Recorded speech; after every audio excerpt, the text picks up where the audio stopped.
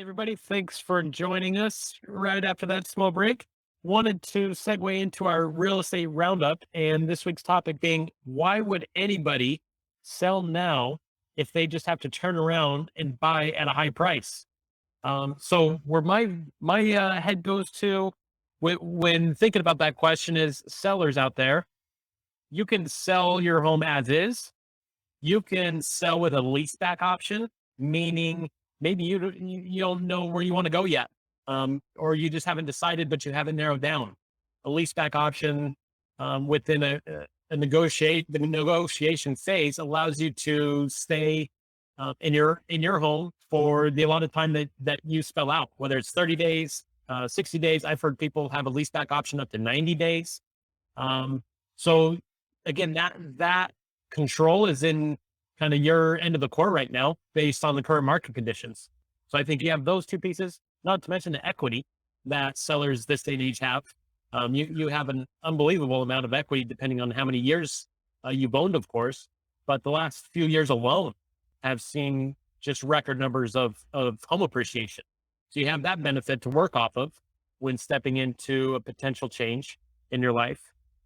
Interest rates, there's so much talk. Oh my God, they're going up. Yes, but relatively speaking, they're still in a better, lower space than they have in prior decades. And facts will tell you that. So even though we're edging in and around 5%, that's still, relatively speaking, it's low in comparison. So those are the first ideas for why someone would sell in today's market and turn around to look to buy high. Jalen, hearing that, any sticking points for you? Yeah, the biggest one that I'm seeing and that I always recommend clients, I've had quite a few of them that are wanting to sell a home while moving into a new home. And just to avoid the things like bridge loans, the the all cash offer that everyone sees and knows, those can and are great programs for some people. The biggest thing with a lot of those is they cost a lot of money. I won't even say they cost a lot of money. They cost more money though than if you just do it the right way the first time. So here's the right way of doing that. If you're wanting to sell and you're worried that, hey, I don't want to be homeless for a while. Perfect. You don't have to be. So step one, get pre-approved for your next house. That's the easiest thing in the world. Doesn't cost you anything, at least with a good lender. Find a lender that doesn't charge you in order to get pre-approved with them. That's step one. Super easy. Second one, while you're getting pre-approved, talk to an agent about listing your home so that you have everything ready and good and you're just ready to go. The day that you put your home on the market, the day that you put your home on the market officially, that's the day that you start being very aggressive with your whatever offers you're going to be putting in, and you already know what homes you're going to be looking at. And you're basically setting yourself up. So all you have to do is list the property, start putting in offers, and then if you need that rent back, like Nick was saying, or lease back, called a few different things. Yep. Um, Basically the same thing though. Uh, you can use that, but now you've given yourself. Say you sell your house successfully the first day it goes up. Great. It's going to take 30 days just to close the loan. There's plenty of other mortgage places and stuff and realtors and everyone that says, "Oh, we can do this in 7 or 14 days." No one wants that headache. You don't have to sign up for it just because it's an option. You don't have to do that. I don't recommend doing it if you're selling a home and moving into another one. Those really quick, fast closes are really great for people that, like, say someone inherited a house. Great. You're okay closing quicker. It doesn't matter. But if you're moving from one house to another house, please, for the sake of everyone involved, do not do a quick close. You do not need to do it. And it gives you more time to put in good offers. So you have 30 days just for it to close your current house, the sale of it. If you have a 60-day lease back, then that gives you 90 days, 3 months to shop for a house and put in really good offers. without just jumping on the first one that you're like, this is the house we need to have. It's not perfect in any way and doesn't really have anything that we want, but it's a house now and I don't want to be homeless. And now I wanted to touch on that lease back real quick because I know the question has come up before. Well, who's paying for that? Well, it depends what market you're in. And sellers, you're in the market right now where you hold the majority of the chips, so to speak. And most I don't know of one seller right now that's having to pay to stay in their house, right? Because buyers, there's not enough houses. It's like, you want to have how many days? I'm good with that. Okay, 60. And now they're going to plan accordingly. In a buyer's market, sellers do have to pay and say, hey, I'm willing to pick up extra, whether it be property tax, interest, et cetera, to make sure that doesn't get on the buyer side for expenses within the transaction. But this day and age, as we currently speak in 2022, sellers are not having to do that based on current market conditions. So Yeah. just something to be aware of there. When it comes to why would someone would sell, I think we're also getting spoiled with this appreciation as well, because I've heard some sellers say, well, I don't want to have to deal with a house payment anymore. It's just like, you've been dealing with a house payment for at least 20-ish years, most likely. So if you can sell high and you say, well, then I have to buy high. Yeah, but let's throw around some numbers. Yeah. LA, it's not uncommon to get to $1 million, right? So boom, let's just pretend easy enough. Sold the house for $1 million in the LA area, and you go somewhere else, and even if it's 1.2, 1.3 that you buy, Yep. it's going to be super nice, by the way, because you're not in Southern California. Again, just playing that hypothetical card.